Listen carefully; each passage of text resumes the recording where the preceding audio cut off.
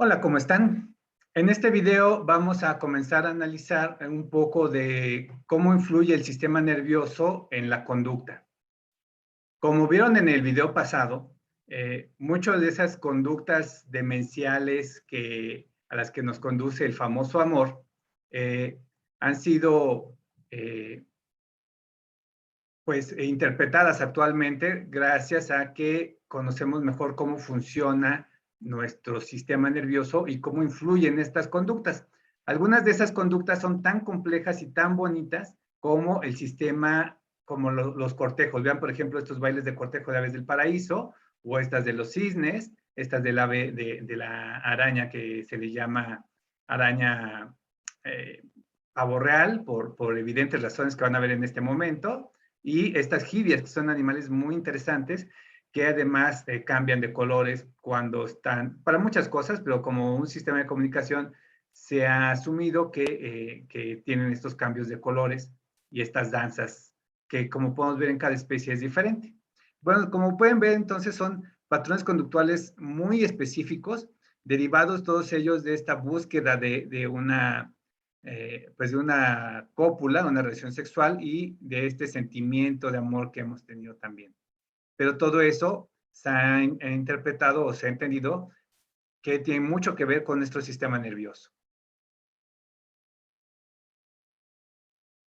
Bueno, pero ¿cómo es que se ha llegado a este conocimiento? Mucho de ese conocimiento comienza ya se especulaba desde antes de nuestra era. Hipócrates decía que algunas lesiones en el cerebro podían causar dificultades para hablar o problemas de motores, de movimiento, ¿no? Eh, a principios de nuestra era, entre el siglo I y II, Galeno, que fue de la escuela de Hipócrates, el cual fue a su vez considerado el padre de la medicina. Bueno, Galeno ya destruía experimentalmente partes específicas de los animales y observaba su conducta y su comportamiento, a ver qué era lo que pasaba. Un caso que fue emblemático y muy, muy interesante, ya lo tenemos hasta el siglo XIX, mediados del siglo XIX, es el caso de Phineas Gage. Phineas Gage, que es este señor que estamos viendo aquí, era un trabajador, era un capataz de constructores de ferrocarril, y cuando estaban trabajando con dinamita, eh, no sé a quién se le ocurre, pero bueno, él estaba apisonando la dinamita para hacer una explosión controlada. Sin embargo, se sale fuera de control y esta barra que está portando en esta fotografía se le incrusta en el cráneo y lo atraviesa. Sorprendentemente, para muchos, Phineas, después de estar aturdido, estaba perfectamente consciente y sorprendentemente también sobrevive. Tiempo después, los médicos que lo atendieron empezaron a relacionar algunas observaciones que hacían de su conducta, porque lo que veían era que su conducta había cambiado totalmente, ¿no? A partir lo que decían era que el equilibrio, o lo que conocía, el equilibrio entre sus facultades intelectuales y sus instintos animales, así lo decía su médico, parecía haber sido destruido. Decían que había cambiado cosas, ya no terminaba proyectos, se había vuelto muy grosero cuando era una persona pues muy amable, muy tranquila, y se notó un cambio de conducta muy importante. Lo que se concluyó, o lo que se empezó a entender a partir de entonces, es que esta parte que afectó la barra del lóbulo frontal se empezaron a relacionar con la, la personalidad y las funciones ejecutivas. Esas funciones ejecutivas son las que van a darnos la capacidad para planificar, para hacer planes a futuro y llevarlos a cabo, y para corregir conductas o para modular nuestra conducta, ¿no? A veces cuando queremos decirles dos que tres cosas a alguien y lo pensamos y nos calmamos, bueno, es gracias a nuestros lóbulos frontales, que nos permiten pensarlo mejor y no decir las cosas tan de sopetón, ¿no? O en los momentos inoportunos. Y bueno, eso Phineas Gage descompuso, y este caso se considera como emblemático, en el que se retoma, después del medievo y la época griega, se retoma otra vez el estudio del sistema nervioso en la conducta. Esos casos eran de destrucción, como vieron, destrucción del sistema nervioso. Sin embargo, también se empezó a analizar la estimulación. Desde el siglo XVIII, Luigi Galvani y su esposa, ¿cómo se llama su esposa?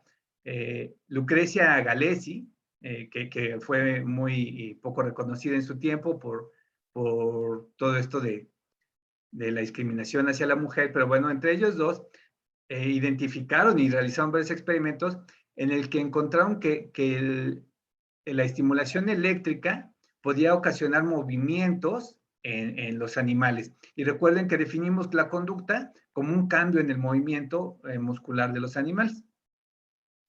Y bueno, entonces ellos identificaron ya la relación entre impulsos eléctricos y el movimiento animal. Más adelante, en la Universidad de Glasgow, un médico que se llamaba Andrea Ure estimuló eléctricamente el cadáver de un condenado a la horca y bueno, podía ver movimientos, incluso narran que, él mismo narra que esa corriente, mientras subía el voltaje, se exhibían los más horribles las más horribles muecas, ¿no? Decían que había rabia, horror, angustia y sonrisas espantosas, así lo decía Ure, y bueno, era pues muy sorprendente. Toda esta historia del galvanismo da origen a un sinfín de experimentos y que llevan a muchas ideas extrañas, por ejemplo, la de Frankenstein, ¿no? Que la menciona un poco cuando vemos metabolismo en biología 1.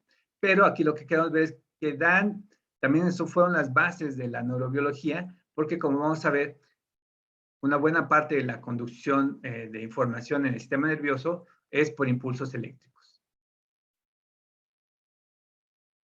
Bueno, en el siglo XIX, dos alemanes, Gustav Fritsch y Edward Hitzing, usaban voluntarios humanos y estimularon descargas eléctricas en varias zonas del cuerpo.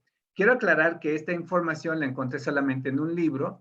Lo que sí encontré más comúnmente es que estimularon el cerebro de un perro y gracias a esa estimulación en el cerebro del perro, es decir, ya no era solamente el impulso eléctrico directamente a los músculos, sino que podían ir desde el cerebro hacia varias partes del cuerpo. Y gracias a eso se pudo mapear el cerebro y se pudo identificar algo que se llama la corteza motora, que son unos surcos en el cerebro que está aquí, en el que se puede ver si estimulas esta parte del cerebro, qué parte se va a mover de tu cuerpo, ¿no? Y esto es a lo que se llama corteza motora, e hicieron todo un mapeo de esa corteza.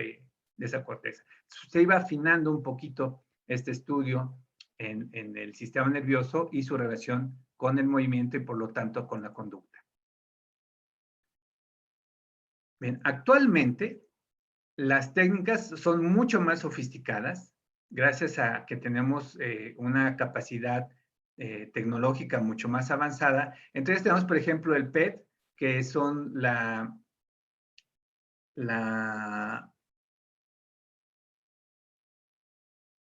bueno, son imágenes como estas que estamos viendo del cerebro, en las que se puede medir la capacidad, el metabolismo que están ocupando o qué tanta energía se está ocupando en diferentes partes del cerebro en diferentes situaciones. Estamos viendo aquí un cerebro normal y un cerebro deprimido y podemos ver la diferencia en la actividad de las células de ese cerebro.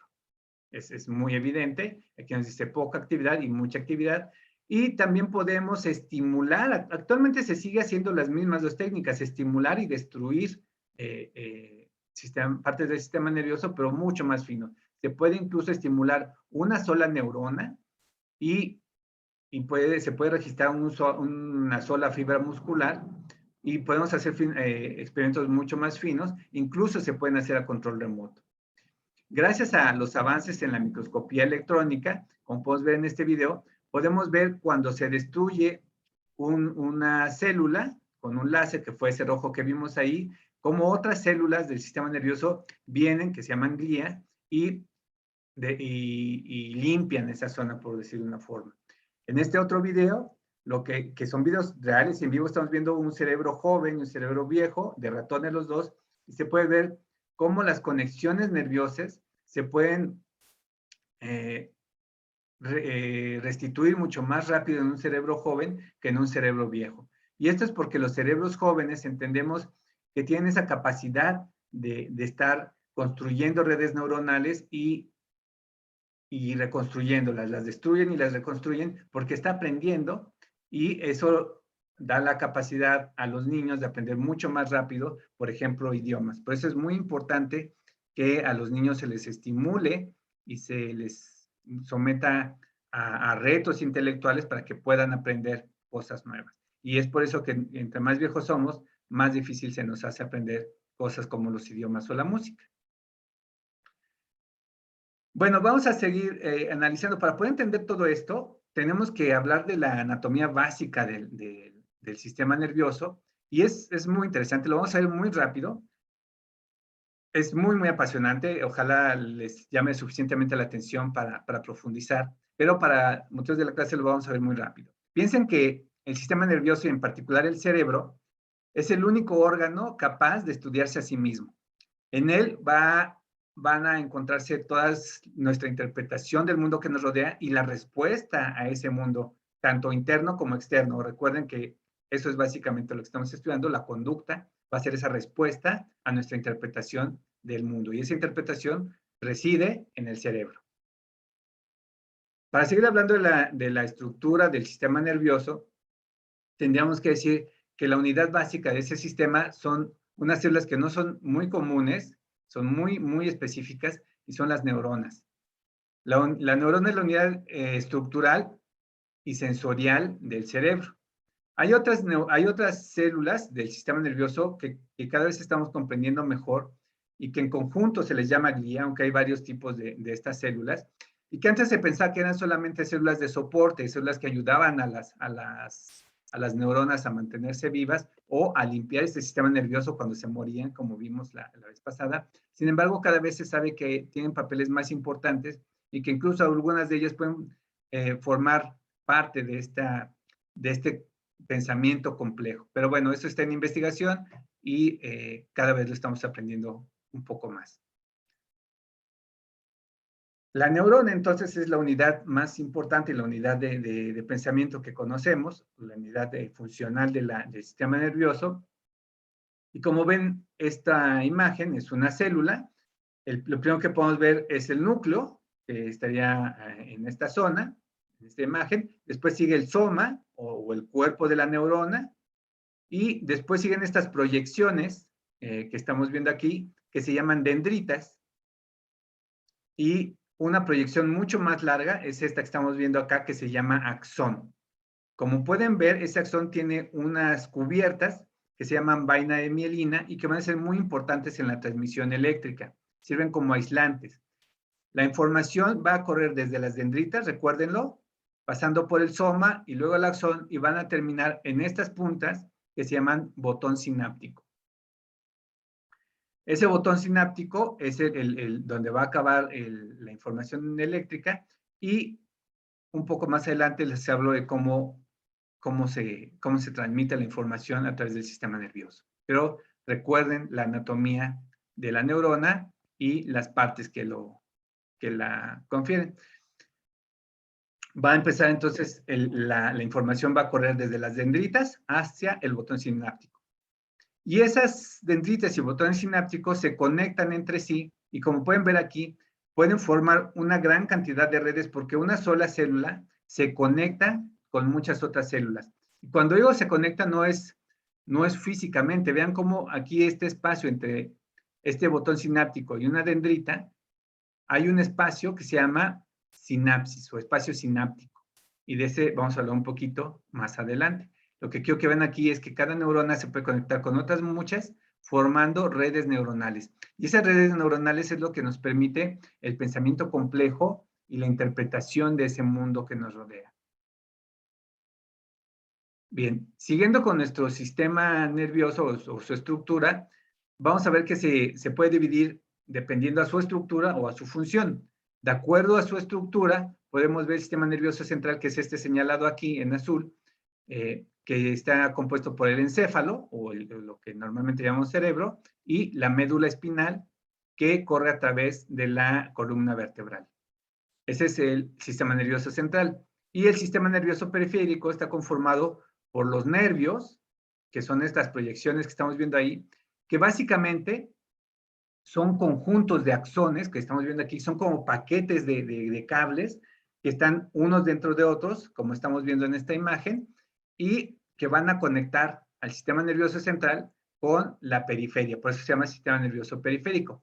Pero no son solamente el cableado de los axones, el sistema nervioso periférico, sino también ganglios, que están representados aquí por estas bolitas, que serían algunas células o algunos cuerpos, algunos somas de neuronas que estarían en algunas partes estratégicas del cuerpo y que sirven como estaciones de transferencia, así como en el sistema eléctrico que alumbra las ciudades, ¿no? Tienen la estación central, pero hay otras subestaciones.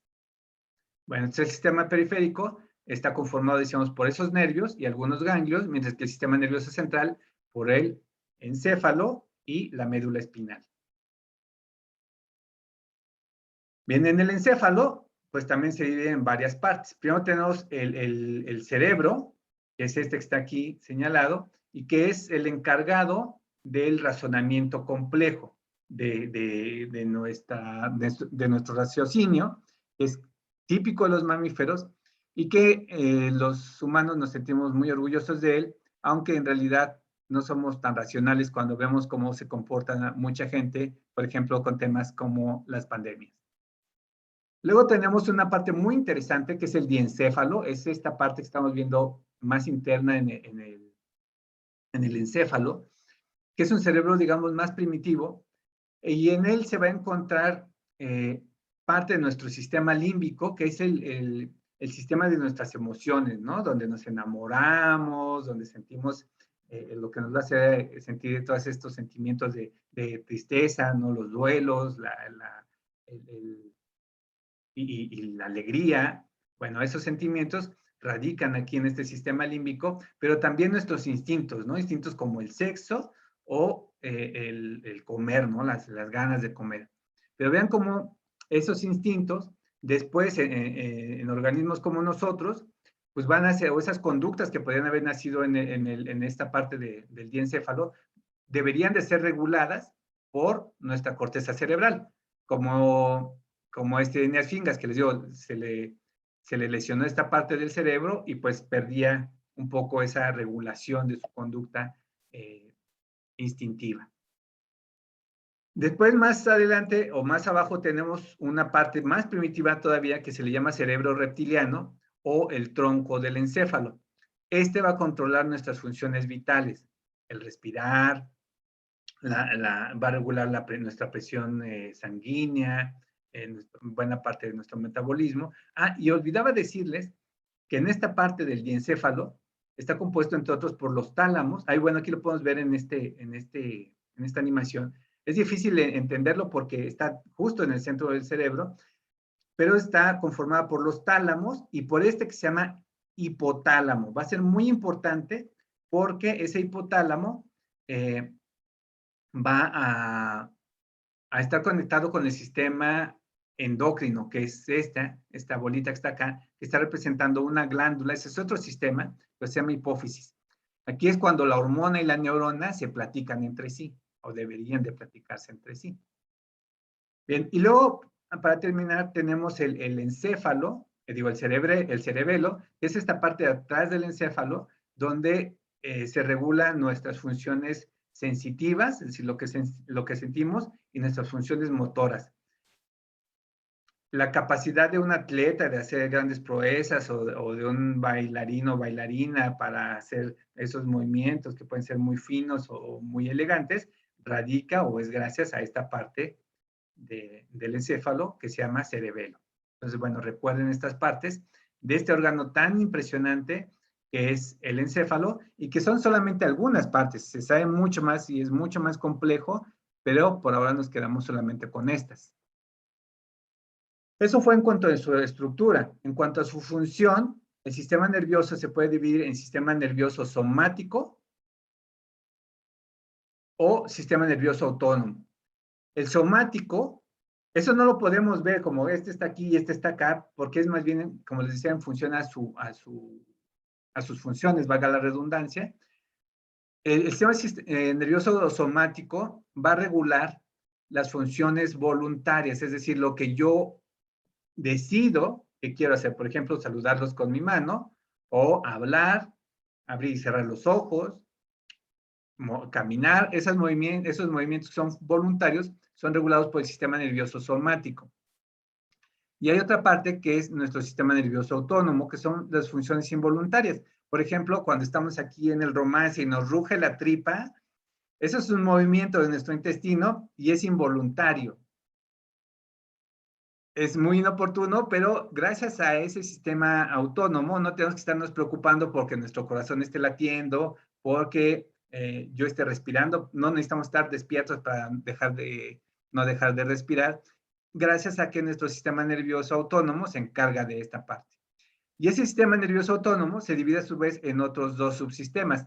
El simpático, que por lo general va a acelerarnos y nos va a preparar, por ejemplo, ante una situación de riesgo para luchar o para salir corriendo.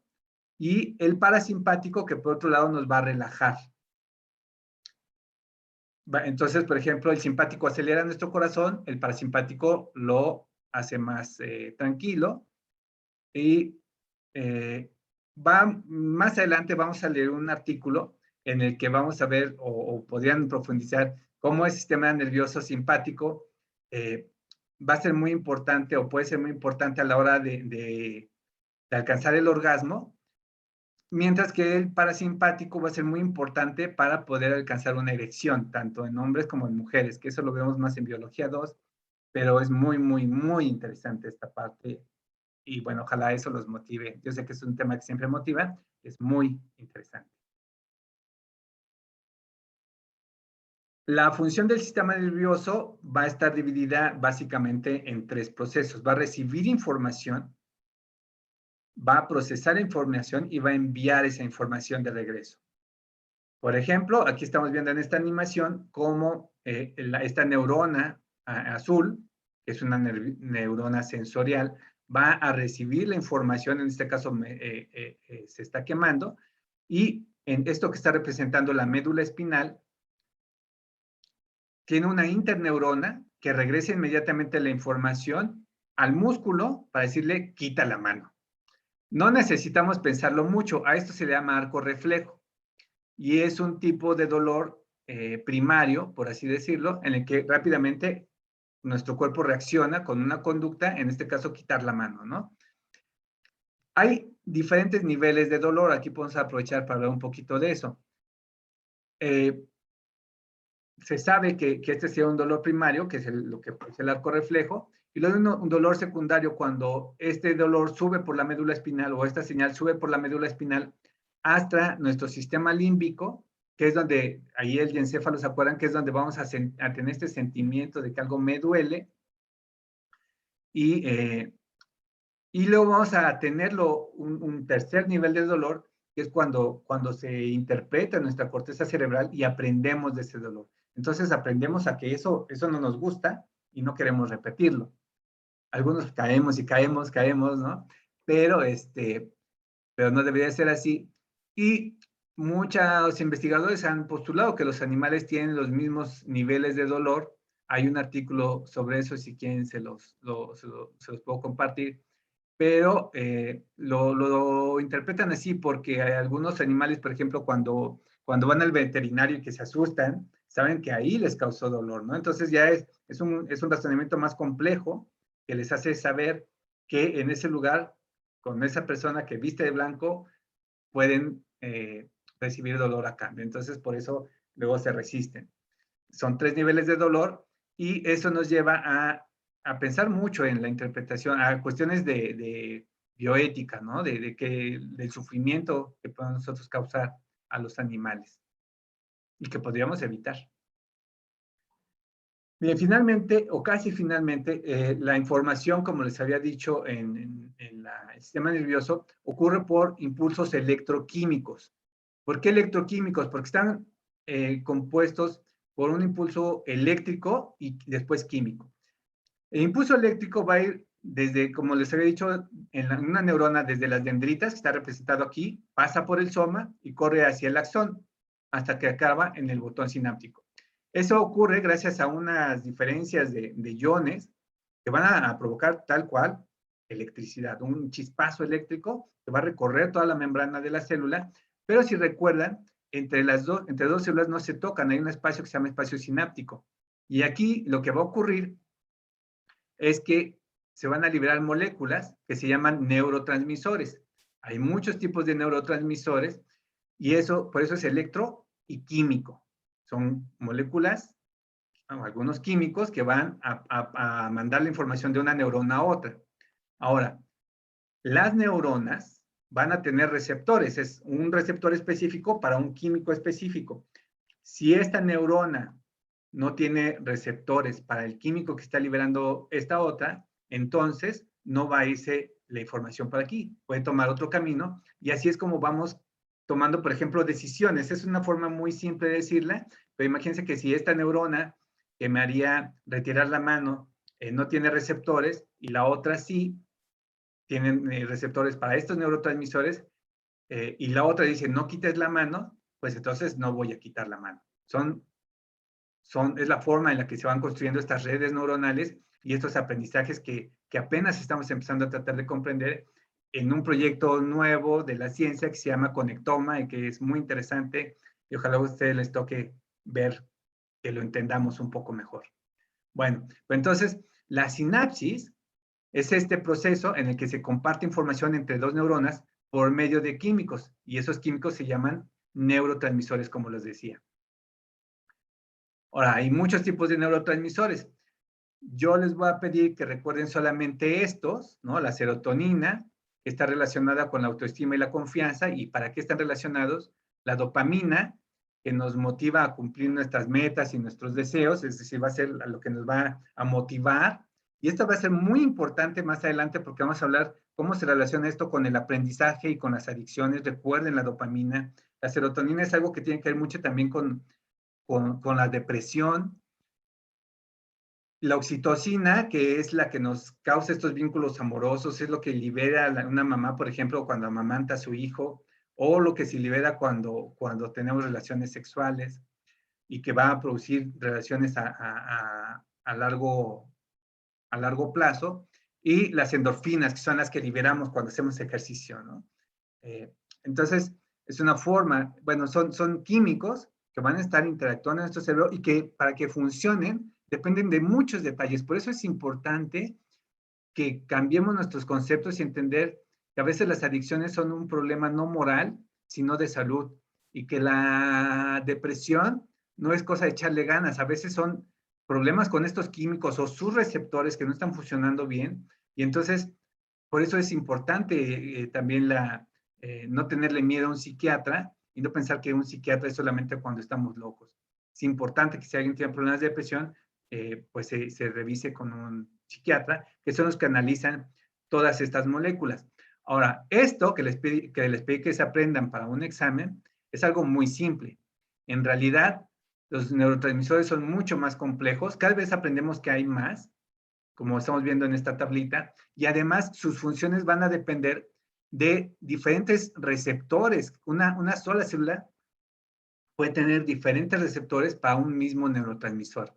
Y eso va a cambiar mucho la respuesta o cómo va a funcionar este neurotransmisor. No siempre va a tener la misma respuesta dependiendo de qué neurotransmisor lo atrape. Y todavía más complejo que eso, la mezcla de estas moléculas pues van a actuar en conjunto y nos van a provocar diferentes sentimientos, por ejemplo, la depresión, la ansiedad, el amor, Y nuestras conductas van a ser más neurotransmisores, no son, sino que van a ser los receptores con los que los reciben y las mezclas de ellas en cantidad y en el momento que se liberen. Es un campo muy complejo que estamos empezando. Así es que por esta clase, hasta aquí lo vamos a dejar. Es solamente una breve un breve introducción a esta maravilla que es el sistema nervioso y su relación con nuestra conducta. Yo les recomiendo que vuelvan a ver esta clasecita porque es demasiado breve y para todo lo que en realidad implica, y ojalá al menos recuerden lo que vimos en esta sesión.